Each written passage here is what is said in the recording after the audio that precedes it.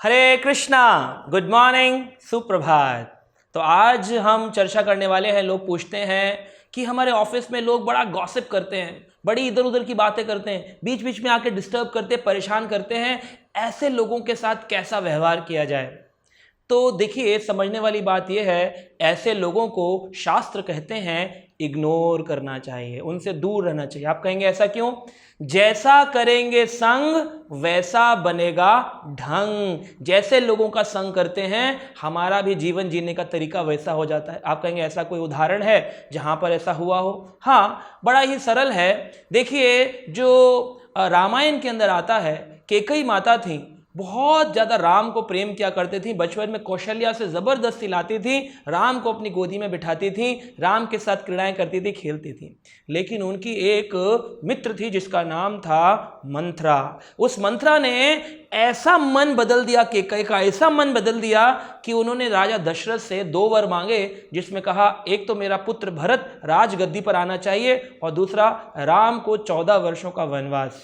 तो ये परिवर्तन कैसे आया? एक व्यक्ति के संग से। और दूसरी ओर हम देखते हैं, शास्त्रों में कथा आती है, श्री चैतन्य चरितामृत नामक ग्रंथ में बताया गया कि एक बार एक शिकारी था जिसको मृगरारी कहा गया।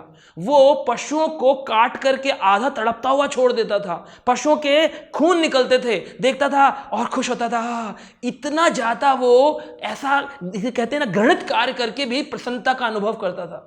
एक दिन नारद जी, जो कि बहुत बड़े साधु और संत हैं, ट्रैवल करते हैं, लोगों का जीवन परिवर्तन करते हैं, नारद मुनि आए। नारद जी ने कहा, अरे जानवरों की ऐसी हालत किसने करी? कहता है मैंने करी, बोलिए क्या प्रॉब्लम है?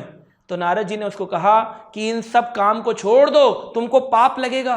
कहा ये सब तो मैं अपने परिवार के लोगों के लिए करता हूं। कहा क्या तुम्हारा परिवार इस पाप का भागीदार होगा? परिवार को तो धन चाहिए, भोजन चाहिए, तुम चाहे अच्छे तरीके से कमाओ या बुरे तरीके से कमाओ। ये बात सुनकर के उसका मनोवृत्ति बदल गई, उसका मन बदल गया और उसने कहा नहीं नहीं, तो आप बताइए मैं अपने घर को कैसे चलाऊं? उन्होंने कहा भगवान के नाम का भजन करने बैठ जाओ। बोला मैं भगवान का भजन करूंगा तो मेरे घर का खाना कैसे चलेगा? बोले अपने गुरु पर विश्वास करो। तो इस प्रकार से उन्होंने नारद जी पर विश्वास किया, भगवान का भजन करने बैठ गया और देखते ही देखते लोगों में फैल गया कि मृगरारी जो था वो साधु बन गया है। लोग दान दक्षिणा लेके आने लगे, उसके घर में अपना तो भोजन था ही था, साथ में भंडारे चलने लगे, लोगों को भोजन खिलाने लगा। इतना भोजन आता था कि रोज वो हजारों लोगों को भोजन बांटने लगा। तो ये कैसे हुआ? संग से। इसलिए जैसा करेंगे संग वैसा बनेगा ढंग।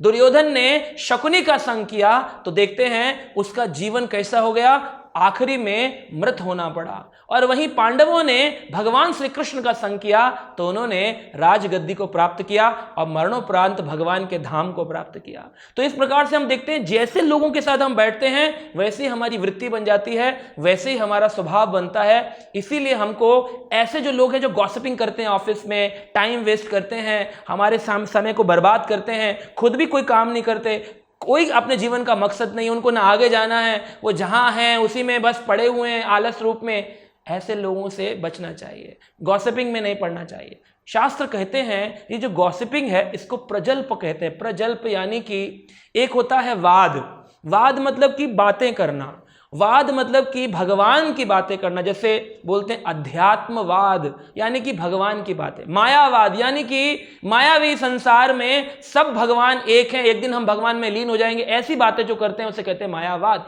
वाद मतलब कि अध्यात्म से जुड़ी हुई बातें करना। एक होता है संवाद यानी कि जहां हमारा केंद्र एक है और 2 लोग बातें करते हैं, जैसे अर्जुन कृष्ण का संवाद, क्योंकि वहां पर एक ही टॉपिक है लेकिन 2 लोग बातें कर रहे हैं। जहां पर दोनों के ओपिनियन अलग होते हैं, टॉपिक अलग होते हैं, लेकिन 2 लोग बातें करते हैं, उसे कहते हैं विवाद। जैसा कि हम देखते हैं पॉलिटिकल लोग आपस में विवाद करते हैं, ये वोट दूंगा, इसको वोट दूंगा, ये चेंज करूंगा, वो चेंज करूंगा, विवाद होते रहते हैं क्योंकि वहां पर वाद नहीं है। तो एक हो गया वाद, एक हो गया संवाद, एक हो गया विवाद। ऐसे ही एक होता है जल्प यानी कि संसार के लोगों की बातें करते रहना, अखबार में क्या है, टीवी में क्या है, मीडिया में क्या है, यह है जल्प। और एक है प्रजल्प यानी कि दूसरों की निंदा करते रहना, हर समय निंदा निंदा निंदा, वो ऐसा वो ऐसा वो ऐसा। अरे भाई कभी अपने को भी तो देखो, अपने पर कोई काम नहीं करना चाहता। जब आप किसी पर एक उंगली दिखाते हैं तो वो 3 उंगलियां आपकी ओर इशारा करती हैं। बुरा जो देखन मैं चला, बुरा ना मिलिया कोई, जो मन खोजा आपना, तो मुझसे बुरा ना कोई।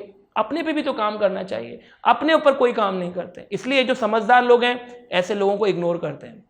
तो लोग कहते हैं कैसे इग्नोर करें, इतने पुराने हैं, कोई लोग तो सीनियर होकर भी ऐसी बातें करते हैं। बड़ा सरल है, आप उनको कोई ऑप्शन दे सकते हैं। अरे अरे मेरा एक इंपॉर्टेंट कॉल आ रहा है, मैं बॉस बाद में बात करूं, आप ऐसे बोल सकते हैं। अरे मेरी एक इंपॉर्टेंट मीटिंग है, या मेरे घर से कॉल आने वाला है। कुछ भी बात बोल करके ऐसे जो गॉसिपिंग वाले लोग हैं, जो टाइम वेस्टर्स हैं, उनसे हमें बच जाना चाहिए।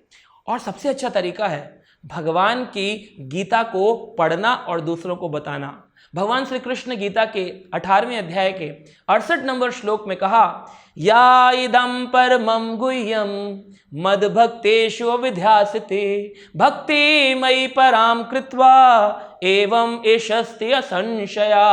भगवान ने कहा वो मेरा भक्त बन जाता है, मेरे पास आता है, जो मेरे संदेश को दूसरों को देता है। अब ये सबसे सरल तरीका है। आप गॉसिपिंग करना चाहते नहीं हैं, आप क्रिटिसिज्म के अंदर हिस्सा नहीं लेने चाहते हैं, तो अपने समय का यूटिलाइजेशन करिए। पहले तो अपना काम ऑनेस्टली करिए, जो समय बचता है उसमें गीता पढ़िए, अपने जीवन को अच्छा बनाइए। और जब ऐसे टाइम वेस्टर्स, गॉसिपिंग करने वाले लोग आपके पास आएँ और चल आजा बताता हूँ तुझे आज ऑफिस में क्या चल रहा है, या फिर मंदिर में क्या चल रहा है, या हमारे मोहल्ले में क्या चल रहा है, ऐसे लोगों को गीता का उपदेश सुनाइए। जब गीता का उपदेश सुनाएंगे तो दो रास्ते हैं, या तो वो उपदेश सुन करके बदल जाएंगे और वो आपको एसोसिएशन देने लायक बन जाएंगे, और अगर वो नहीं बदले तो वो भाग जाएंगे, कहेंगे यार बड़ा बेकार आदमी है, हर टाइम भगवान की बातें करता है, इससे तो दूर ही रहना अच्छा है। तो बहुत अच्छा है, अब आप अकेले हैं, आपको कोई ऑप्शन भी नहीं देना पड़ रहा, आपको कुछ भी ऐसा नहीं बोलना पड़ रहा कि भाई मैं बिजी हूँ, ये हूँ वो हूँ, और आराम से आप इन गॉसिप करने वाले लोगों से, इन निंदा करने वाले लोगों से, इन परेशान करने वाले लोगों से आसानी से बच सकते हैं।